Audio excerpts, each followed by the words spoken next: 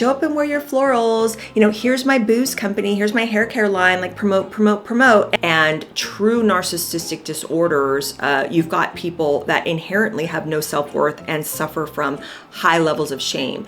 And what they do in order to escape those feelings is to act out and deflect, and also to engage in just grandiose behavior, which is what we see. Or, you know, here is a marinade she's going to show us with her raspberry spread. Something, anything, give us anything you got, Meghan, anything. But thus far, there has been nothing on that website that has prompted me to want to go and click pay now to take my little Haunted Mansion mug and drink one of her teas, or, you know, buy her spread. Nothing has inspired me to the point of wanting to do that. So I know Harry is really big into sports, and that's why he's so into this, but Harry's so narrow-minded and so narrowly focused on what he likes and his interests that it doesn't even really seem like he wants to help the veterans in any other capacity other than they all need to participate in his little sports competition. Just experiment. And if you have tried hair oils in the past and they haven't worked for you, just try that out. Just the way I told you, use less and see how your hair handles it. But those all work great. You can find them at all price points. And then I just make sure that I give my hair the moisture and the protection that it needs with these types of leave-in products and these oils. So, well, hello everyone and welcome back to my channel. I'm Jennifer, so happy to have you. If you're new, welcome. If you're a regular viewer and you have not yet subscribed to the channel, can we please, over coffee, just let's make this relationship official, shall we? I'm looking at my stats. Over 54% of you that are watching and coming back to the channel are not subscribed. So it's time to break bread, drink coffee, an adult beverage, whatever it is you want to do, okay? But let's hang out, and I'm glad you're here. Help me get to 30K. That is my plea for the day. But there's so much to discuss, We're going to talk a little bit about the updates with the Blake Lively, Justin Baldoni case. I talked about it in my last coffee chat. We all know that it is kaput, it is finished. You know, both parties have settled all of that. But in my last video, I was talking to you guys about how Blake is seeking financial compensation for all the supposed financial hardships she endured, you know, when Justin sued her for that $100 million in his own personal defamation case, which was dismissed as well. And we're just going to go into that a little bit. We're going to talk about the weird and somewhat creepy new makeover that Meghan's As Ever website has undergone, and her subsequent creepy Instagram grid and videos that she's been doing over the last couple days.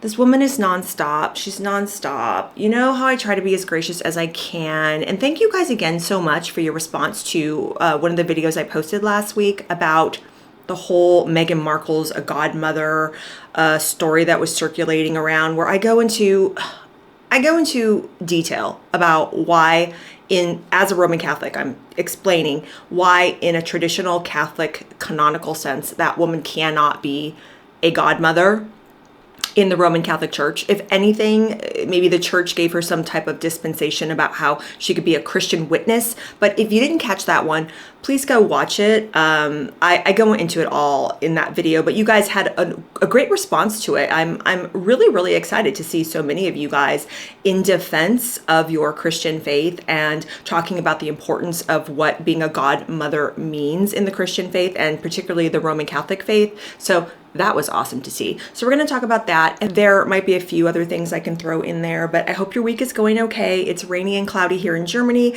Just got back from another trip. I did a 2-day trip with my husband, aka Clark W. Griswold. This time to Munich, but that was actually really, really nice. And I got to have a nice massage and body scrub spa treatment for a little late Mother's Day present. That was fun. Also, as you can see, I've added some more blonde highlights to the do. As you know, over this past 6, 7, 8 months, it's been a journey from dark brown to blonde. I'm just gonna go back to being lighter. It'll blend so much prettier and nicer when my little shinies come come in. But yeah, all that is going on. Oh yeah, I know what I wanted to do. Towards the end of the video, I just wanted to again show you some of the things I'm using on my hair that I feel is really keeping my hair in tip-top shape. Things I've been doing and finding success with in regards to my new lighter, longer blonde locks. So if you're interested in that, wait till the end of the video. But yeah, a lot to talk about. Take a sip and let's get going. I've got my notes here pulled up on my iPad.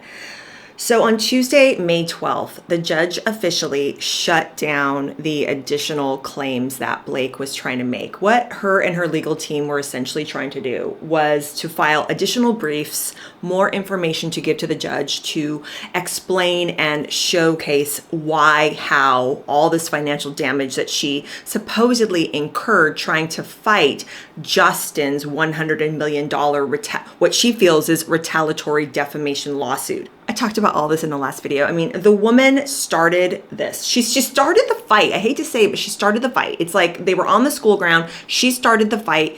He, rightfully so, was defending himself. And, you know, 10 of her 13 claims, as we know, gone.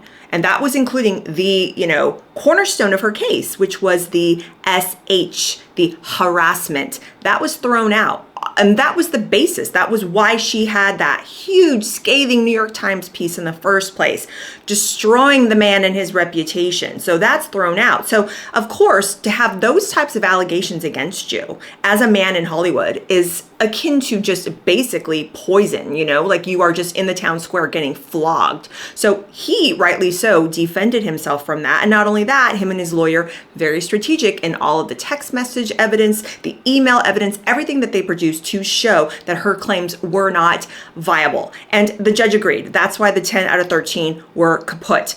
And when that happened, Justin is no longer an individual being sued by Blake. She was now focusing on his entities, the company, Wayfarer, the production company he has. And, you know, after his lawsuit to respond to her was thrown out as well, even though that was thrown out, she's saying, well, I incurred all these financial damages from that. And here's more financial proof to the judge that I'm, you know, trying to show you that I'm entitled to these damages. And the judge basically on May 12th was like, we're done here. We're done here. I am professionally, judicially exhausted with this case. We have everything that we need to press forward with what you're claiming here. You know, she's seeking her damages. She's seeking her financial damages. But the judge was like, no, we're done. We don't need any more from you, woman. The ego. And you know, who knows? The Met Gala was what, May 4th? And this ruling by the judge was on May 12th. Who knows? Maybe he saw all of the fake publicity, in my opinion, that Blake was trying to garner for herself with this Met Gala appearance. I talked about that in the last video, but it was so infuriatingly annoying. Just the pride, just the ego, just the coming out there with a huge train that takes 6 people to fluff up. You know, Blake acting as if nothing ever happened, acting like she is some type of legal victor here. I mean, there's no way that people can't see this stuff. There's no way that people don't even have a hint about what this woman is and what she's about and the lengths she'll go. And he was just like, no, we're done.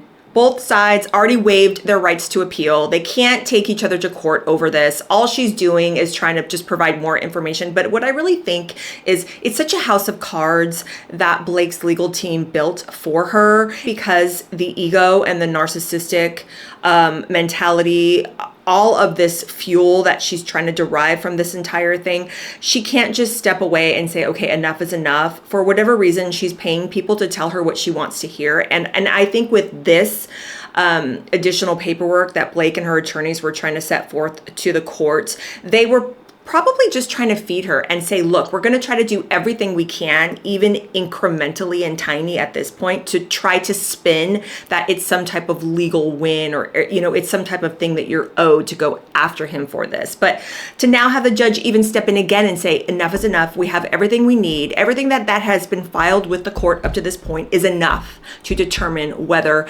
Justin owes you financial compensation. Everyone is exhausted at this point with this woman. And it's just, this legal battle really comes down to selfish pride and ego. Like we've talked about before on this channel, Blake would have done herself just such a favor had she just stepped back in August of 24-ish, when people were starting to kind of rumble online that her behavior involving the promotion of a movie about domestic V, okay? Her whole just demeanor and everything that she was doing. Show up and wear your florals.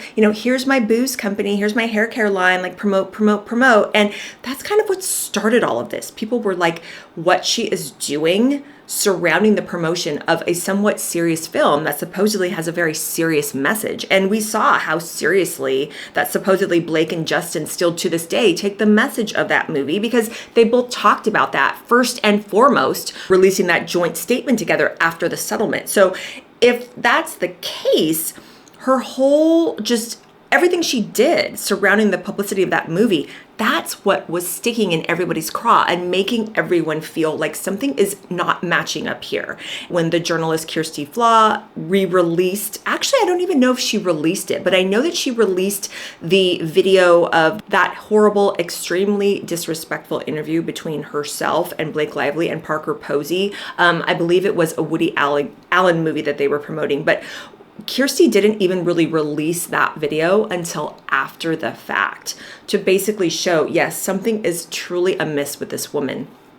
And Blake couldn't handle it. She could not handle it. The ego had to fight and claw its way back and had to find someone to blame, in my humble opinion. And that's why she dragged Justin and his family, his employees, the studio. Blake dragged in her own family, her own friends, all the actors involved in the movie. It was just such a horrible mess.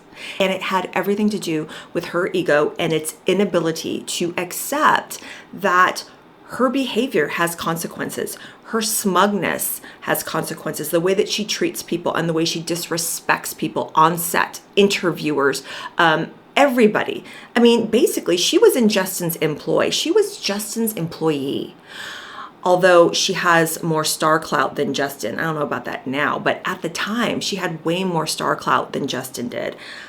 But she was technically his employee, and she went after him. And she, in my opinion, abused the entire process. She abused and manipulated that set. She also tried to abuse the court system. And in this case, sometimes I really think that the US court system could take a clue and a tip from the UK court system, which is what I really think they should do here, is if you sue somebody and you lose, you need to be liable for all of their legal fees, point blank. Like, it's done, right? It's not that way in the US. You have to then go after them after the fact to try to get compensation for everything that you spent. But in the UK court system, you lose, you got to pay. So that's why she's going after it now, figuring that it's going to be a little bit of a publicity spin. But much like Meghan Markle, okay, hold on, take a sip. Much like Meghan Markle, Blake really just needs to go away. She really needs to just go away and reevaluate.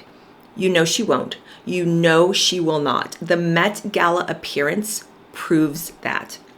The smug Instagram selfie that her and her husband released immediately following the joint settlement announcement proves that. I think her and Meghan have a lot in common, and the most glaringly apparent thing they seem to have in common is the fact that they cannot really accept reality. The ego will not allow them to accept reality. And also, more importantly, to take ownership of what they've done and how their actions have led them to where they are. It's, I was reading a little bit about relationships and the way that girls grow up from infancy and the way boys grow up from infancy, and the way that girls and boys experience fear and shame as they age. And narcissistic behavior in of itself is rooted in deep, profound shame and the inability to confront the shame head on and use it as a tool to modify and change and better yourself and the situations in which you find yourself in. And true narcissistic disorders, you've got people that inherently have no self-worth and suffer from high levels of shame. And what they do in order to escape those feelings is to act out and deflect and also to engage in just grandiose behavior, which is what we see, in my humble opinion, exemplified with Blake and Meghan.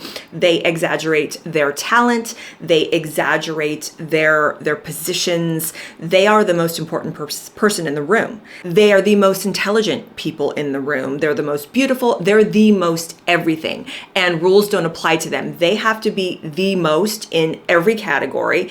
And it is their job to remind us that ad nauseum at every point. That is why when things go sour for them, like what we've seen here in Blake's life and also in Meghan's, when things go sour, it's unfathomable. They cannot take it. It always has to be someone else's issue, someone else's problem. Someone else brought them to where they are, and it's their fault.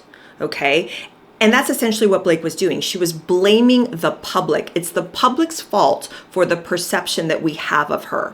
And not what she's doing, not what she's saying, not the way she's acting and behaving. It's us. It's our fault. And that's exactly what Meghan does as well. So it's a very sad situation. It really, really is. And, it shows up in our own lives too. When we refuse to accept responsibility for what we do, when we think that the world revolves around us, we find ourselves at loggerheads with everyone in our lives, whether it's in our jobs, in our homes, personal relationships, our marriages, all of that. When you refuse to accept responsibility, or you have the inability to experience guilt and shame and then have those two emotions lead to repentance, this is where we find ourselves. So, back to what I was saying, everything that we've been seeing from Blake and also Meghan, which we'll get to, but everything we've been seeing with Blake, especially since this settlement, is that there's no atonement and there's no personal responsibility for where she finds herself. So that's why we saw the Met Gala appearance where she was just so over the top. So, hey, nothing ever happened. I'm back. I'm better than ever. Woo, woo, woo.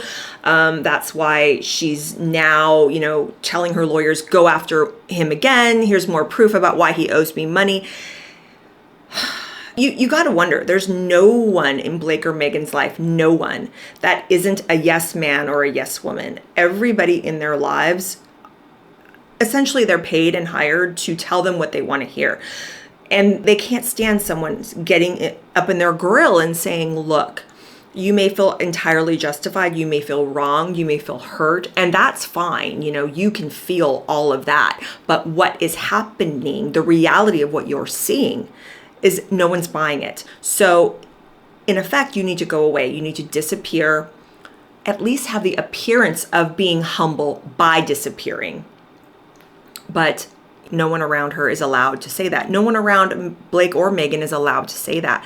That's why we're going to continue to see what we're seeing. So I am sure within the next few weeks, we are going to be seeing more from Blake Lively, not specifically as it relates to this case. I'm sure once the judge comes back and says yay or nay, as far as whether Justin is financially liable for what she's claiming she had to, these financial hardships, remains to be seen. But now we've got some grumblings and rumblings online about Justin Baldoni moving forward with a sequel to It Ends With Us. Personally, I don't think he should do a sequel. I was thinking about it when I was getting ready to do this video, and I thought, how awesome would it be if Justin just redid the entire movie? I mean, hear me out here. I'm completely serious. What if he redid the entire movie and just recast it completely? He doesn't even himself have to be in it. He's already shown that he's, a fine actor. He has skills, but, if he wants to, great, be in the movie. But I am sure that people would go to see that. It would be a resounding success. There are so many people who have been rooting for him as the underdog, and so many people, myself included, have appreciated just how silent he was during all of this, and the graciousness and the humanity that he has shown. And, reading that joint statement, in my last video, I said, so many of us are just so kind of ticked off because we were like, he's being gracious and even saying that she deserved to be heard and that she's going to turn around and try to abuse this, which she did. But it's just like, it just shows that he believes what he believes, these man feminist types, but he believes what he believes. He doesn't turn on a dime. And that's why he was being gracious and giving Blake that ability to say that in that statement, because you know they were going back and forth. But he doesn't strike me as a fair weather person. He has his convictions and he stands by them. And unlike all of these people that starred with Blake and Justin in this movie, all the people that were the co-stars in that movie have completely scrubbed Blake from their Instagram grids, like gone. And one of the dudes who was her co-star, I forget his name, I'll put it here if I remember, but he has completely wiped everything and started from scratch. There's no mention of "It Ends With Us" at all on this guy's Instagram feed. And these were the people that were publicly standing with Blake, releasing comments and like, you know, I stand with her. I don't know about that Jenny Slate actress. I don't know how much she came out publicly against Justin or what she said, but I do remember something to the effect of these people were firmly standing with Blake. I mean, Justin was completely left out in the cold. So Hollywood is very, very fair weather. You know these people. They follow the money. So whichever way the tide is turning, and now that the tide has turned against Blake, these actors, these co-stars who were so staunchly in support of her, have now completely ghosted her as well. You cannot trust any of these people in Hollywood. And unfortunately, that is why so many of us are now rejecting Hollywood en masse the way that we are, because we see these people for who they are. And that's why, even though I don't share a lot of Justin Baldoni's political beliefs, I don't believe in this toxic masculinity, feminist narrative that he pushes, but I can at least get down with the fact that this guy has integrity and he seems like a kind, decent human being. So would I support a movie that Justin comes out with now, whether it's a sequel to It Ends With Us, whether he remakes the damn thing or whatever he does? Would I support it? Would I watch it? Hell yeah, I would, because he's at least demonstrated that he has a soul in all of this. So again, wishing Justin all the love and light in the world. God bless the man. God bless him and his family. I wish him success and prosperity in that evil town we know as Hollywood. So let's move on to Meghan. Okay, we need to take a sip for this one, you guys. So I've got my iPad here off to the side if you see me looking, because I'm looking at the new Meghan As Ever website. Apparently it's been completely redesigned, and she has this reel that she put on her Instagram 3 days ago, and it's also the main video that you see when you go to this As Ever website.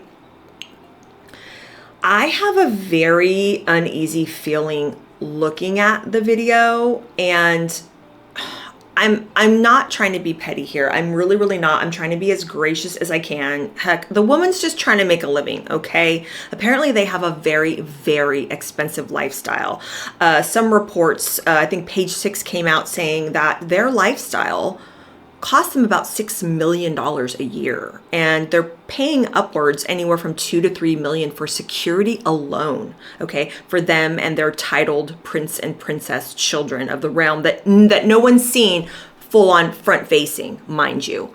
So I've always thought that was kind of silly. If no one knows what they look like, why are you spending all this money on security? Can you help me understand this? I'm just a 52-year-old nobody with a camera and a laptop, but I don't get it, okay? But anyway, going to this website, it doesn't seem like it's very bright and cheery. And I think she's trying to convey that, but I'm not getting that. What I see is play acting here. I see play acting, and I see Meghan very, very conscious of the camera. In my humble opinion, and in a lot of people's opinion, a good actor or actress has just that innate instinctual ability to become a chameleon, to lose themselves to the character so that they embody the character. They're not aware of the camera. They're not aware of anything. Sometimes they're not even aware of who they're acting with, depending on what the scene's about. They're just so involved and just enmeshed in that person, that character that they're embodying. And when I look at her, just even the few scenes I saw of her in the Suits, I didn't see an actor losing themselves in a role. I saw Meghan playing Meghan, and that's what I'm seeing here. She is hyper aware of the camera at all times. You can constantly see it. A lot of people have been making commentary about how she's just kind of being weird, the way she's like laying on the back of that chair and she's like kind of stroking her chest.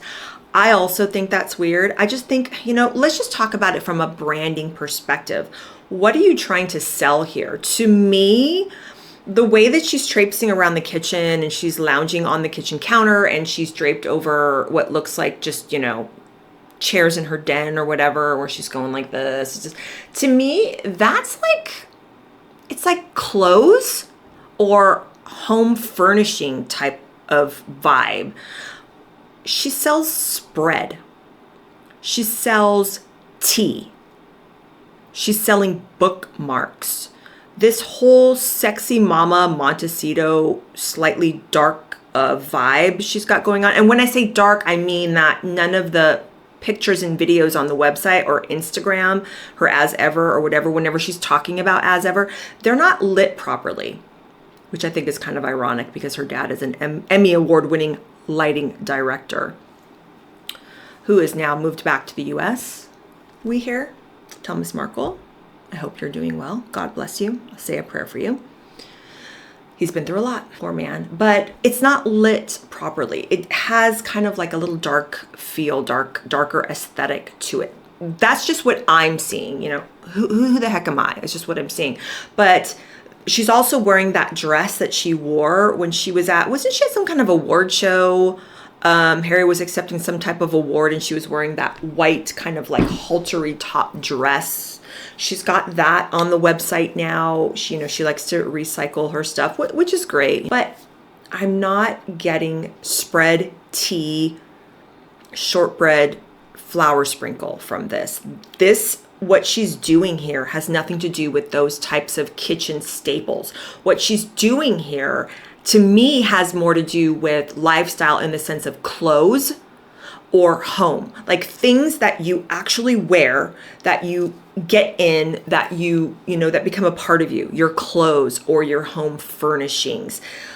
The way she's kind of going around, that's what it says to me. Spread and all the stuff that she's actually trying to sell. She's trying to brand it in a super elevated kind of upscale type of way, in my opinion, falling a bit short because it's just not lit well and just doesn't look good. And she seems too in her head and it's making me, the viewer, just feel embarrassed and uncomfortable for her looking at it because it just doesn't mesh. Like, why are you draping yourself all over a couch when you're trying to sell me a $9 jar of spread? It doesn't mesh. What she should have done from the very, very beginning, and I've said this before, she didn't need to be involved in any of the branding of this as ever. There are celebrities out there that have companies, but their likeness, their face is not anywhere near the marketing, the website, the branding, none of it. They have created their own little ecosystem for their company, and that's where the products live, independent of the owner's face. But unfortunately, I think what we're dealing with is such narcissistic ego that she has to insert herself in the marketing of this brand because she's just fueled to do it. I don't think Meghan could have ever conceived of as ever without her being involved in every bit of the branding and marketing and having every bit of the website all about her. And the problem again is when you are such a divisive, unlikable personality as she has been proven to be year after year after year since Megxit, you can't make yourself the focal point of the brand because people aren't really going to give your brand or even your newly rebranded website a fair shake. All they're going to do is look at and see her and they don't care for her. And that's what the focus is going to be. And I really do think, even though I don't see her as a beauty icon or a fashion icon the way I look at Catherine, the Princess of Wales in that sense, and I'm sorry, that is just my opinion. I've never looked at Meghan as someone who was such an impossibly fresh beauty type of person, that because how she said before that she thought that the beauty space would have translated more easily, and so many people thought that. I highly doubt that. But in this instance, she could have done something in the beauty space where she could have hired a bunch of beautiful, ethnically diverse models of every size and skin tone and all of that and use that to promote a beauty brand. She could have done that, and who knows, it possibly could have been a success. She just needed to stay away from the marketing of it. But she didn't do that. Obviously, she wants to be forward facing in all of the marketing of anything that she wants to do. So in that sense, everything that we're seeing here on the As Ever would have translated more toward the beauty space, the clothes space, or the home space. That's all I'm saying. This whole thing just, it's not working for me. And like she's standing outside of the pantry and she's like looking at the jar of spread and everything. She's so conscious of the camera, so conscious of the camera. You can just see it. You can just see it. It's uncomfortable. And I have secondhand embarrassment for her. I really do, because this is not good. We don't want to see people fail and flounder and bumble like this. But unfortunately, if she wants this company to do anything, to turn any type of profit moving forward, she needs to completely, in my humble opinion, coming from someone that knows nothing about branding, but I seem to know even a little bit more than what I'm seeing here. She needs to scrap her likeness from all of the visuals, all of the branding from this company. That is my humble opinion. You need to scrap it and you need to go back to the drawing board and completely remove yourself from the equation and brand As Ever moving forward. Just don't show yourself, Meghan. And she also needs to add new products stat. And I am talking now, like yesterday. What she should have done, in my opinion, and I don't even know how to run a freaking company, but if I was her, I would have had way more product offerings a year on by now. If I was Meghan, I would have introduced dinnerware, both formal and casual, different price points for different people. I would have started to introduce flatware, silverware. I would have started to introduce teapots, teacups, saucers. I would have started to introduce things that are just basic, that entry-level type products into the company, like, tea towels or coasters or just anything. Cutting boards, right? She's so into her cutting boards and her arranging vegetables, her charcuterie madness that she's always dragging us into. I would have started to introduce cutting boards, something, anything. We cannot get excited like this about spreads the way that she wants us to, because everything is out of alignment here. It's just weird. But I have to move on from the As Ever stuff as well, because we have to talk about these Disneyland photos that she posted, and Lord help us all, please. I don't know if you guys know, I worked at Disneyland for 7 years. I started on the steam trains and I was a monorail driver. I used to work in Tomorrowland back in the day at Disneyland Anaheim, back when Captain EO was in Tomorrowland. That was the first thing I did in my job at Disney, was work in the Captain EO theater in Tomorrowland. So that was a long time ago. I started in 1996, okay? And then I eventually moved into guest relations and I was a VIP tour guide and hostess, eventually was working in the office, all of that. But so I know a little bit about the way that Disneyland approaches VIP tours and celebrities and all of that. And I have a bit to say on this, okay? But before I do that, I'm gonna have to take a sip. The pictures themselves are kind of dark and kind of weird. Most of them are, not all of them. The ones where they're showing Archie and Lily going to meet the princesses, they're a little better lit. But I'm of the opinion, and this is just my opinion, I personally think that these photos are leftovers from when they went to Disneyland last year, and that is just my opinion. I am noticing that in particular in the photo where they are greeting the princess and it shows Archie hiding behind a pillar, and it shows Lily with Princess Aurora from Sleeping Beauty, who is kneeling down looking at Lily straight on. What I find weird and what strikes me immediately is Meghan is looking, if you zoom into the picture, Meghan is looking at the camera. She's not looking at Archie, nor is she paying any attention to Lily, who is having one of the best moments of Lily's life, living her best life, meeting a Disney princess. Meghan's like in the middle trying to garner attention for herself, which is kind of sad in my opinion. Meghan should be facing Lily, who's having her moment, or, with Archie. It's just weird. All of this back of the head stuff is really weird. And when I mentioned before to you guys that I worked in guest relations and did tours and VIP tours and all that, when you are on a VIP tour, now mind you, this was back in the early 2000s. I left Disneyland in 2003. Maybe protocols have changed. I doubt it. But most celebrities, whether they're uber famous or kind of more B, C, D list types, most of them, you set up the parameters with your VIP host or hostess at the onset. How do you want to handle pictures? How do you want to handle crowds? How do you want to do all of that? Now, depending on the status that the studio approves for each VIP guest, some of them have complete VIP backdoor privileges, meaning they do not wait in any queues. They are ushered into the back door on all attractions. I'm going to assume that Meghan and Harry do have that because, God forbid, the Duchess of Sussex wait in any queue with anybody. But what I don't understand is, do they have, I mean, I'm sure they have their security with them, okay? But how are you stopping people who are in the park from taking a forward-facing picture of Archie and Lily? I mean, I guess you could in their direct kind of circle proximity as they're walking around, but you can take photos from kind of far away with an Apple iPhone or a Samsung Galaxy or whatever. You could take a picture. Why haven't there been any forward-facing pictures of these kids anywhere, leaked anywhere online from just a random guest? That's what I want to know. But the fact that it seems to me like Meghan is a little bit more open with the whole picture thing in the sense that when it's someone in her entourage. But I'm just wondering how she's handling it with Disney personnel and particularly with the VIP host and hostess that's out with her, how they're dealing with people out in the park and their camera phones. Very, very interesting. But it seems to me that she's not really into the 100% private experience herself.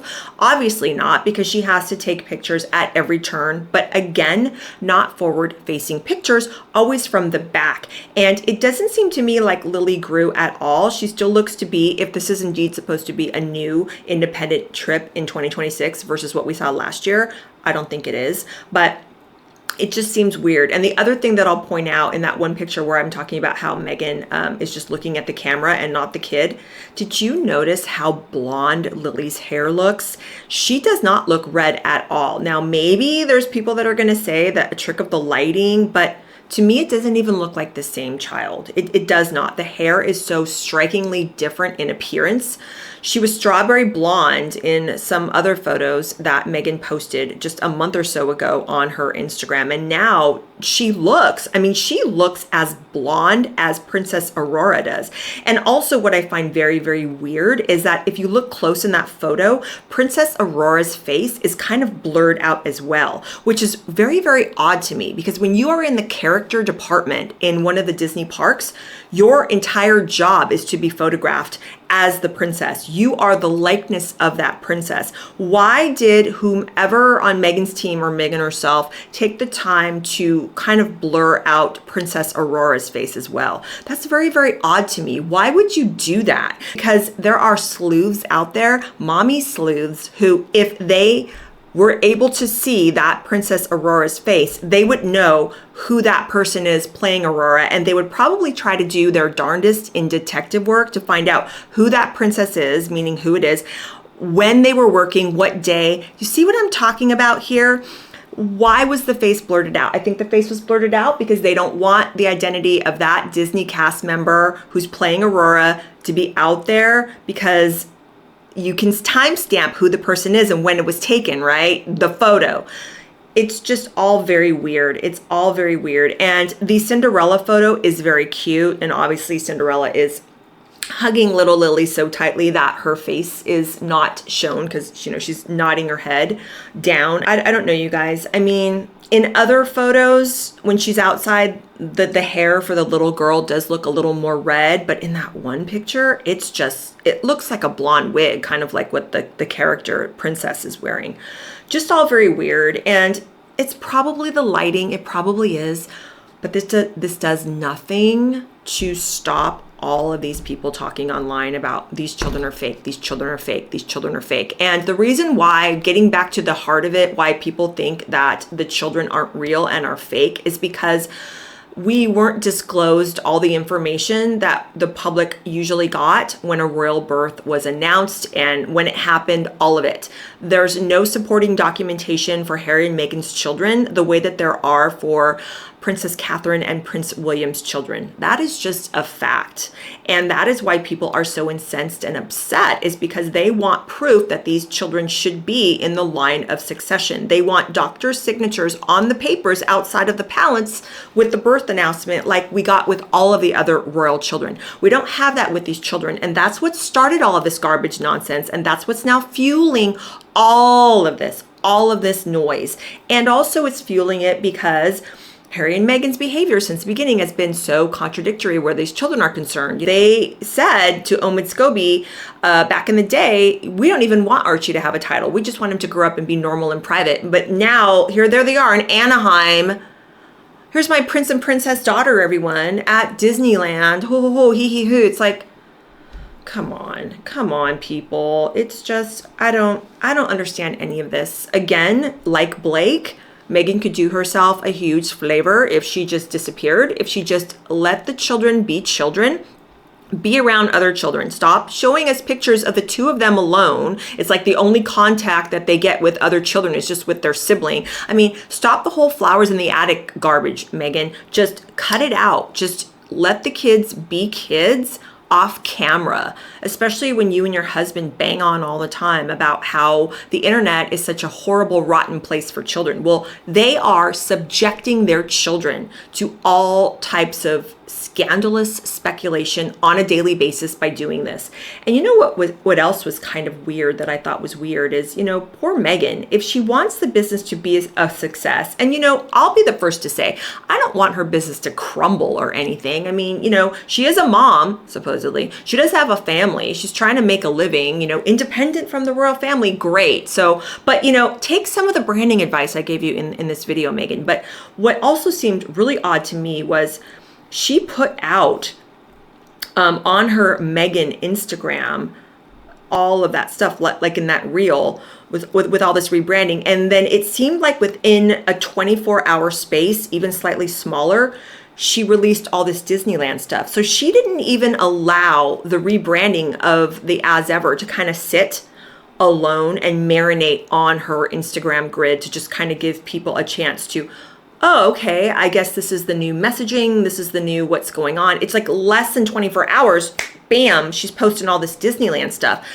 It's so scattered. The focus is so all over the place. I mean, I guess she had to because it was one of her kids' birthday. I don't even know when her kids have a birthday, to be honest with you. I have no idea. But it's just, why? Why now? It's just, none of this makes sense. And then do you remember she told Emma Grede in the podcast Aspire last summer that she doesn't intertwine As Ever with her personal Meghan Instagram? Remember how she said, no, like, I do not do that. I don't put business on my Meghan grid. I'll see if I can find that clip, but I'm pretty freaking sure, because I did a whole deep dive analysis of that whole interview last summer. I'll link that playlist for you.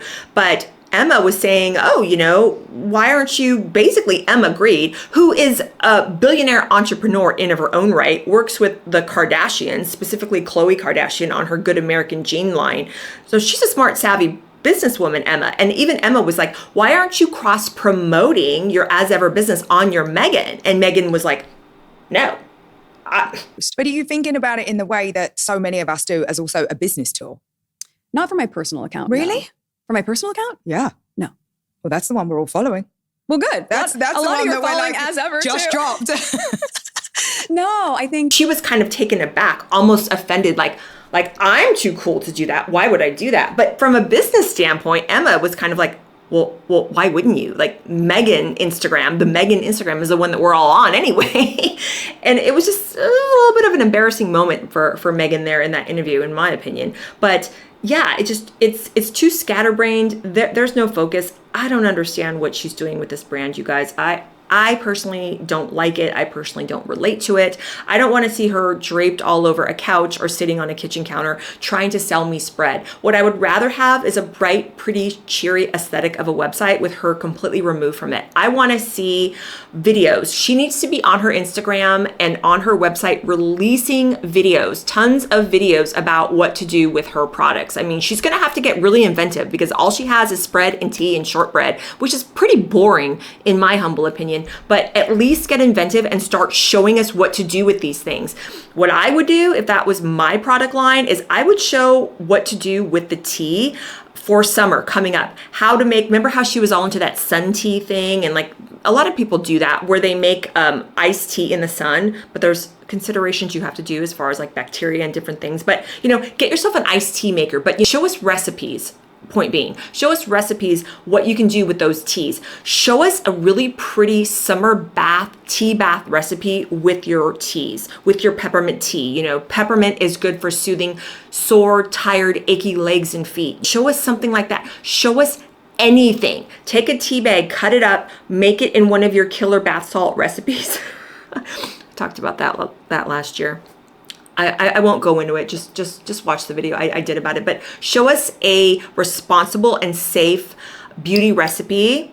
Okay, do your due diligence, Meghan, before you cook up a little recipe for us. But just show us anything. Show us what to do with your teas. Show us what to do with your shortbread. Show us an unconventional recipe using your shortbread mix. Like, what if she used her shortbread mix, but kind of mixed it with other ingredients and other breadcrumb type things to make like a really cool fried chicken recipe or something you could do at a picnic. Like, this is me, you guys. I'm literally thinking of this crap off the top of my head right now of stuff she can do to tell us, to get us excited about these products, but she won't do it. I mean, this is what I'm talking about. I'm a nobody who doesn't know anything about branding and starting a spread and tea company. And even I sitting here am coming up with stuff that would at least make me want to click on something and be like, oh, Meghan's going to show us what to do with her teas, you know, DIY beauty recipe, or how to make a pretty iced tea recipe, blending some of her flavors. And oh, here's a cool recipe involving her shortbread that doesn't really involve cookies, but you could use it in a different way. Or, you know, here is a marinade she's going to show us with her raspberry spread. Something, anything. Give us anything you got, Meghan. Anything. But thus far, there has been nothing on that website that has prompted me to want to go and click pay now to take my little Haunted Mansion mug and drink one of her teas, or, you know, buy her spread. Nothing has inspired me to the point of wanting to do that.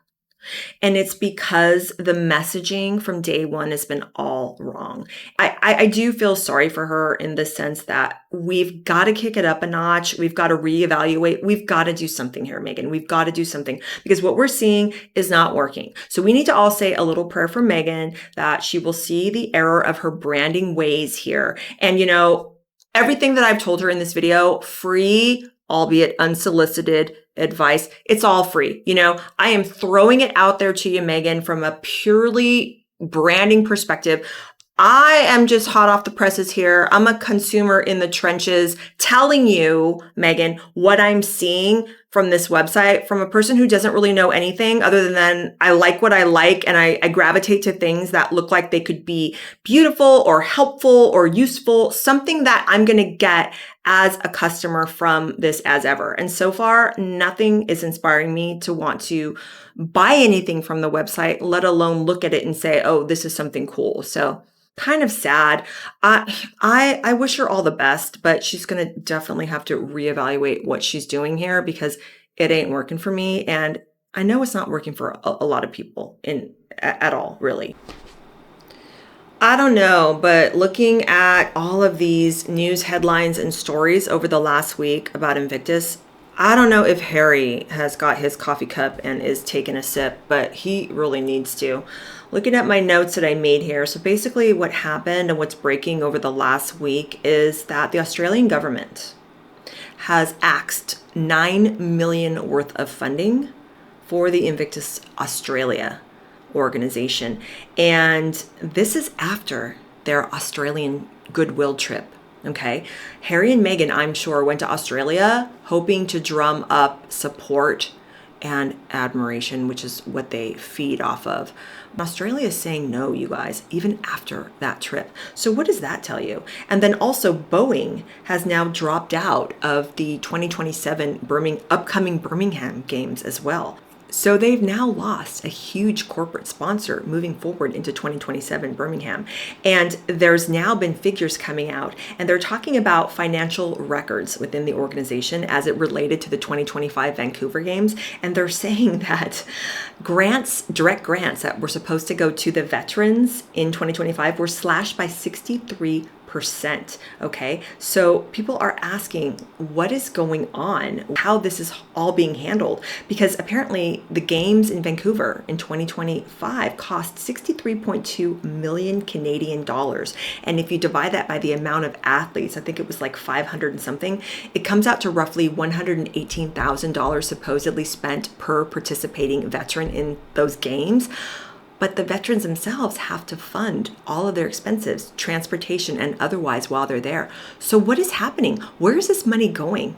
And then you have authors and investigative journalists like Tom Bauer talking about how apparently 24% of a recent $40 million event budget was diverted to fund luxury private jets, hotels, travel, designer wardrobe expenses for Harry and Meghan at the last Invictus Games. Why is all that money being spent in these slush funds, apparently, for Harry and Meghan and all of their brouhaha before, during, and surrounding these games? And listen to this, okay? Take another sip. Apparently, there was leaked internal information, and this was revealed by the Invictus Games Foundation, that they declined a $55 million request from Harry and Meghan's team submitted on behalf of Harry and Meghan. And they were requesting this specifically because they wanted to get the charity to blanket fund 100% of all of Harry and Meghan's expenditures as it relates to their appearances at the games. And they were told no, okay? And then remember when I was talking to you before about the $118,000 that supposedly is allotted for every veteran? And they're saying, like, why is that? Especially when you've got these direct financial grants, which are supposedly supposed to be handed out to these veterans, they were slashed by 63% during those 2025 games. And that money was apparently going towards executive salaries and what they called administrative staging costs. Okay. And then one of the last things I have here in my notes is there's a guy, Dominic Reed, who's the CEO of the Invictus Games, and Reed filed a formal petition within the organization detailing allegations of financial mismanagement. And he has specifically accused Prince Harry of failing to maintain basic transparency regarding funds and misallocating capital away from the rehabilitation of the veterans into heavy administrative and lifestyle expenses. And I do know that the Invictus Games Foundation has blocked a lot of people on social media who have commented and who are out there asking specific questions about where the money is going. They're blocking those people. Can you imagine if you are on the up and up, you should welcome questions like that. You should not be blocking people on social media. That is terrible for building public trust, for building the impression that you are an honest, upright, or charitable organization, right? I mean, this is crazy. And then you have this guy, Scott Moore, who was CEO of the 2025-2026 games, who has now basically spearheaded this whole internal resistance where he's even publicly come out and urged Harry not to bring Meghan Markle to the games because she is an unwelcome distraction. And a lot of people feel like that she is indeed an unwelcome distraction. Although there could be some people that probably could rightfully counter argue that, she might be somewhat of a distraction in the way that she tries to make it the Meghan games, but her and Harry are the only things that give these games any sort of publicity. Because as we've seen in photos of the event from 2025, and Tom Bauer has discussed this in interviews and in his book, that, he would go to these specific venues because he was in Vancouver, but he goes to pains to say that a lot of these venues were embarrassingly empty. Now, the events that seemed to get a lot of press and actually had high attendance were the opening ceremonies when you had people like Katy Perry headlining and performing and getting attention. But at the actual individual events, those gymnasiums or, wherever they're being held are empty. There's not a lot going on. And a lot of the photos of the athletes are tight close-up shots. So that's stuff that you can't really fake, especially in pictures. And then you have this lady, Melanie Poole, who resigned from her leadership role on the board for the upcoming UK Birmingham Games, just recently resigned because there's all this internal friction going on between the Games' massive $30 million budget and all these internal questions within the UK game organization there involving Invictus, saying, where's this money going? What is happening? She doesn't want any part of it. She's resigned. They're wanting them to clap down on these expenses that Harry and Meghan are spending regarding their appearances. And it doesn't, and they want questions answered. And Harry and Meghan don't want to answer any questions because they are entitled and they feel that their presence there is the draw. And Harry feels that this is his baby. This is what he did. He always fails to mention that he co-founded it with William and Catherine. He did. He wasn't alone in founding the Invictus Games. He got the idea from the US Warrior Games for the Invictus Games. And, while I will say in the beginning, it was a good idea that it was wounded veterans participating in sport activities to boost morale. And, all that is great because obviously Harry has a military background, really, really loved his decade in the UK military. He served proudly, all of that, great. But the problem is that he funded the Invictus Games on this government corporate sponsorship model where the majority of the funding were coming from governments and from big business. And governments and big business are more than happy to fund and to participate in the funding process when you have someone who is a member of the British royal family, who is in good standing with the public, and who is someone that crowds want to turn out to see and support. Harry doesn't enjoy that prominence, that prestige, or even that good faith with the public anymore. And that's why governments are pulling out. And that's why corporate sponsors like Boeing are pulling out. People do not want to be associated with Harry and his wife. So they have effectively tarnished this Invictus Games image just by their association. What he needed to have done when he stepped down was have somebody else, take his place. But we all know what happened. Her late Majesty, Queen Elizabeth II, basically was placating Harry during Megxit and not wanting to just strip him of everything. She knew that he served proudly, that he enjoyed his work with the Invictus Games. So she basically allowed him to be the forward-facing brand of that organization. But this is now where we find ourselves. No one likes or supports Harry anymore. They think that Harry is a traitor. They think that Harry is a turncoat. They think that Harry is someone who will write a book and just be a horrible person, sharing all kinds of family secrets and even stories that a lot of people feel are made up, because he himself has said that, even if his memory doesn't serve him, his experience of the memory is enough to write a scathing account like that and throw every single family member under the bus. And even though he's never come out and said a direct disparaging word against Prince Philip or Her late Majesty Queen Elizabeth II, by association of what he's doing, he's dragging down her legacy as well. So he is the type of person that will get down and dirty and ugly in the weeds and just claw and try to draw blood on his way down to try to make money. And that's unfortunately who he's demonstrated himself to be. And I really wish that he would get out of this victim mentality. I really wish he would get out of this whole selling secrets for money type mindset that he has mired himself in for the last 6 years.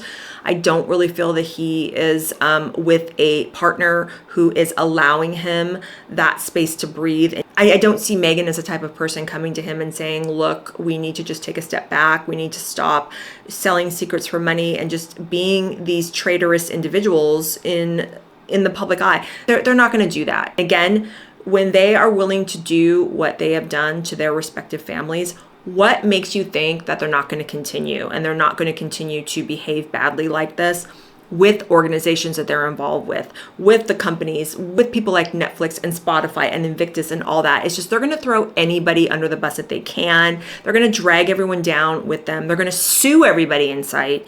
And this is where we find ourselves. So also in my reading, I found out really that the Invictus Foundation, it really is just a small, tiny bit of the budget that, for example, the government of Australia in their whole veteran affairs government model, it's only one little thing that they invest in. The Australian government has basically been the first, and I hope not the last, to publicly come out and say, look, there are so many other more worthwhile veteran charities and things that we can participate in to really boost morale. Because when you do the math, only 30 something people of the supposed 30,000 that Invictus Australia says they help actually went to the games. So in that sense, you're spending a ton of money on something that most of the veterans in Australia aren't even participating in. And when you think about it, I'm sure there are tons of veterans, most of them, not just in Australia, but all over. Going and participating in a sports competition is probably on the lower rung of stresses and responsibilities that these veterans and their families face. A lot of them need everyday life living help and skills and things. So I know Harry is really big into sports and that's why he's so into this, but Harry's so narrow-minded and so narrowly focused on what he likes and his interests that it doesn't even really seem like he wants to help the veterans in any other capacity other than they all need to participate in his little sports competitions. In my opinion, I find that selfish. I find that not really plugged into the needs of what veterans in communities really, really need. And I'm sure what a lot of them really do not need is to have to pay their own way, their travel expenses and all their expenses while they have to go around the world to participate in these games. So I think Harry needs to cut his losses. Mark my words, this is only going to get worse. Australia is only going to be the tip of the iceberg here. What we're going to find out about what's going on internally within this Invictus financial alleged mismanagement, but I'm sure there's going to be more governmental entities that are now going to follow and say, okay, we're done. We are not going to fund this anymore. I'm sure there's more rumblings to come in Birmingham because that lady, what was her name? Poole, the one that stepped down. I mean, she's got her finger on the pulse of what's going on. I'm sure she sees stuff that she doesn't want to be a part of, things that are going to start being alleged and leaked and revealed, and it doesn't look good. It doesn't look good. He needs to step down. The Invictus Foundation needs to get themselves someone who is not divisive, a sports figure that is well liked, someone that can bring a lot of attention and positive attention to the organization, which is something that Harry and Meghan are not able to do anymore. They are not a positive driving force anymore. The only way that they could be positive, again, go away. But yeah. So that's all I have to say about that whole Invictus thing. And really quickly, I did want to mention that Princess Catherine is in Italy and she is doing research for her early education endeavors that she is involved in. But did you guys see the pictures and the videos on social media? The reception that the Princess of Wales is getting, especially from crowds and crowds of children. It's just so unbelievably sweet to see. These children absolutely love the Princess of Wales. They are gravitating to her like nobody's business. It is so sweet. And there's a video of her playing with a little baby with the mom holding her. Just so unbelievably sweet. And it's so wonderful to see the princess out doing a solo engagement in full support of her own endeavors. I know that the British public and her husband as well and her children must be so proud of her. She is such a source of beauty and strength and grace, such an asset to the British royal family. Cancer survivor. I'm a cancer survivor. That's why I have such a soft spot for the Princess of Wales. But to see her out and looking beautiful as always, such a treat, such a delight. And that's what real royalty is all about. Okay, you guys, that was a long one. I had to go get some water. So I've been rambling on here, but to end the video here, I wanted to get into some beauty stuff. Let's talk about some hair products. I've been, like I said, really, really loving my new blonde, and I'm really, really striving to take care of it and keep my hair hydrated, just kind of to mitigate the damage from lightening your hair. Because no matter what, anytime you lighten your hair, you open up the cuticle and you introduce damage. I mean, it's inevitable, but the amount that you can lessen it, all the better. So I just wanted to show you a few things. So I have been really, really loving the Kerastase Blonde Absolute line. Now they have a hydrating shampoo and they have this one that I use called Lumiere. Now Lumiere is the one that I prefer. I've done videos about hair care in the past, and you can go to my channel on my playlist and look at my skincare videos, my makeup ones, and my hair tutorials where I'm talking about hair and hair health. But the big thing is you want to make sure that your scalp is clean, that your scalp is getting clean, because that is what contributes to scalp health and better hair growth, hair thickness, all of it. A lot of these hydrating sulfate-free shampoos, although sulfate-free is good and is a good thing, and there are great sulfate-free shampoos out there, a lot of the shampoos that are marketed toward longer, drier hair or just dry, damaged hair in general tend to really have a bunch of moisturizing, hydrating elements that don't really get the scalp clean the way that it needs to be cleaned. And the reason why I like this shampoo in particular, because it's good for hair that's been lightened, that's a little more fragile, blonde processed type of highlighted hair, and it gets my scalp really clean without drying out my ends so that they're like a fried mess. And it's a really nice, I've always loved Kerastase for the elegant kind of like French perfumey way that their hair care smells. To me, it just feels very luxurious. So I really like this shampoo, and they have a matching conditioner that comes in a tube. I'll show it somewhere here on the screen. It's a purple tube, and it is a slight purpley tint, and it's meant to deeply hydrate and to eliminate brassiness. That is a pretty good conditioner. The one that I'm actually really liking now for blondes is from Schwarzkopf, and this is the Blonde Repair Purple Mask. Now this is a straight up hair mask. As you can see, it's pretty thick and it's pretty purple. You can use it alone or mix it with another hair mask, which is sometimes what I do. And the drugstore find that I'm really loving is this, I don't know how you say Augst, or it's OGX. This is from their Bond Repair line, and this is their intensive repair and protect 1 minute treatment mask. And I really like it because it comes in a tube. It's very convenient. The only thing I really don't like about a lot of hair masks is that they come in these jars, and it's kind of a pain in the butt to scoop out when you're in the shower. And with this, you can just kind of and get what you need. But this mask I really love a lot. I leave it on for a little longer than a minute, but I usually just probably from like my ear down is what I do to saturate my hair after I wash it. And sometimes I'll mix it, like I said, with a little bit of this purpley hair mask to eliminate brassy tones from Schwarzkopf, and I really like it. But I will link all of this stuff below the video. And what I'm doing to preserve the integrity and softness of my hair after I wash and condition and mask is I use treatment products. Now, the very first thing I do before I even take a wet brush to my hair after gently squeezing and towel drying it is I will use a leave-in conditioner. And this one is the Defense Thermique from Kerastase. This one is really nice, smells beautiful. I'm almost out, I have to get another one. But what I basically do again is before a wet brush even touches my hair is you can spray lightly all over, but because I have a lot of hair, what I do is I just spray about a quarter size amount in the palm of my hands, rub my hands together, and then just section by section go and just run it through my wet hair. I'll kind of section my hair, you know, 2 here, 2 there on that side. And then after I've ran the leave-in conditioner in my hair, then and only then will I take my wet brush to detangle, and always detangle from the bottom moving up, not from the top moving down, because you really can snag and break hair going from top to bottom to detangle. That's a tip that I learned years and years ago in my early 20s from a hairstylist I had at the time. Now, the only thing I will tell you is that these leave-in conditioners sometimes come with different language on the bottles. Like they'll say stuff like fortifying blow dry fluid, like this one does, or it'll say leave-in treatment, heat protectant, all that. I look at these as just straight up leave-in conditioners. Basically, it's smoothing the hair down. It's giving the hair a little bit of a drink of water and moisture prior to blow drying. And also it's helping you detangle without snagging and breaking your hair. That is the main objective to these products.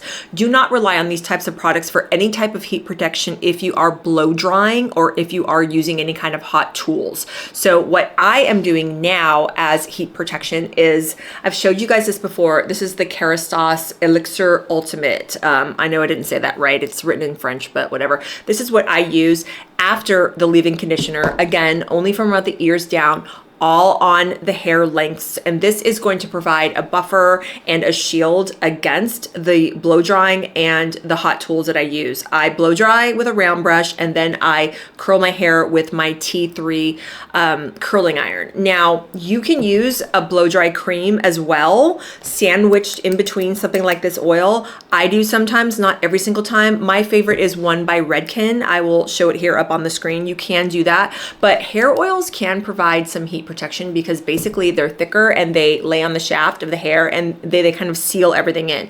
But these are moisture products. So think of this as like the drink of water for your hair, and think of this as like the cream to seal in that water. Oil is so beautiful and lightweight. You don't need a lot of it. Start with smaller amounts and just see how your hair takes to it. The biggest problem that a lot of people run into when they use hair oils is they just use too much and their hair kind of gets to be like a gloppy mess. Now, I wash my hair about every 3 to 4 days. Right now I'm on day 3. And every single morning what I do is I take about the size of a dime and I rub my hands together, my palms, and then I'll just go along my lengths, and it keeps them nice and soft and silky without being weighed down and looking oily and greasy. So you have to kind of find your sweet spot with hair oils, but hair oils are great for all types of hair textures. I know that Moroccan oil, which is one of the premier best hair oil brands also on the market, they make for fine hair and also for textured heavier hair. So that's really awesome as well. So love, love, love this stuff. So again, I use it after my leave-in conditioner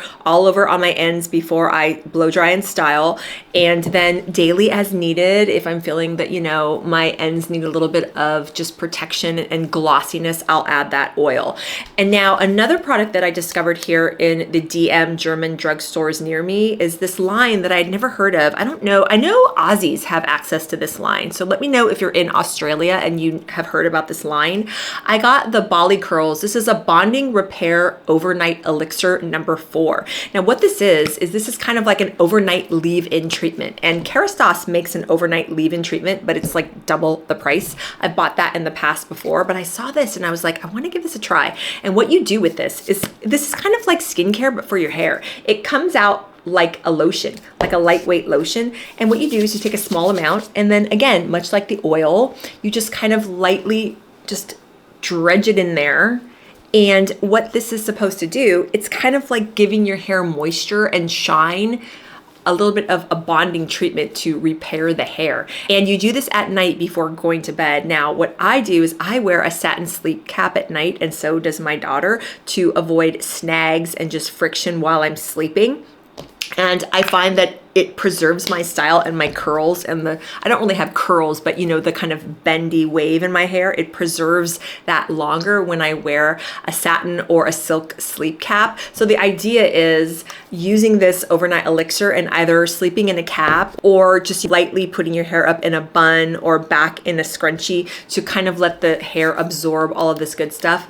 And it smells really beautiful too. And I haven't noticed any excessive oiliness or heavy product feel from using this. And again, just use tiny, tiny amounts and you should be okay. If you've never used hair oils or anything like these overnight treatments, just experiment. Start out with less than what you think you'll need. And obviously the shorter your hair, you'll use less product. The longer your hair or the more textured or more hair you have, you'll use more, but just experiment. And if you have tried hair oils in the past and they haven't worked for you, just try that out. Just the way I told you, use less and see how your hair handles it. But that's what I'm doing for my hair now. I'm really happy with my color right now and the shape that my hair is in. And I think it just all comes back to using shampoos that really, really get the scalp clean, but don't leave your hair feeling brittle or crispy. And that's why I really love this shampoo. And then just masking and really giving your hair that moisture it needs. I, again, never try to detangle my hair with anything other than a wet brush specifically used for that purpose. And I'll show you the one that I use here. I use one from the Blow Dry Bar, I think it's called Dry Bar. And then I also have one that's just a straight up wet brush brand from Amazon. Those all work great. You can find them at all price points. And then I just make sure that I give my hair the moisture and the protection that it needs with these types of leave-in products and these oils. So that's what I'm doing for my hair, you guys. So I hope you guys enjoyed that little beauty tip section of the video here. Please let me know what you think about all the stuff we talked about in the comments. What do you think of the branding advice I gave Meghan? What did you think of just my ideas of what she could do for her website, for her products? I actually thought that they were pretty good. I mean, better than what I'm seeing from what she's, dishing out so far.